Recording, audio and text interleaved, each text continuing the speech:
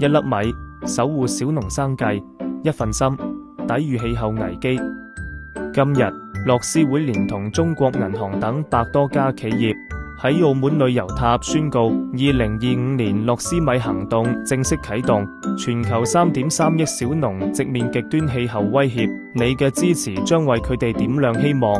狀況報告顯示，去年全球約有7.33億嘅人面臨住飢餓，每11個人當中就有1個捱餓，當中非洲嘅情況最為嚴峻，每5個人就有1個面臨住飢餓。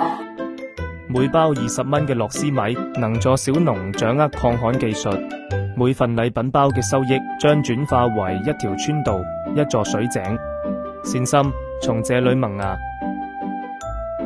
This actually marks our 14th anniversary, and we have a record number. This is only possible because of the community support of all of you here and all of the people on the street. We will have 110 volunteers this year, which is a record, across 15 stalls in, I believe, will be May this weekend, so May 24 and 25. 因為可能大家都知啦，一啲農作物嘅生長係好需要靠一啲好正常嘅四季氣候變化。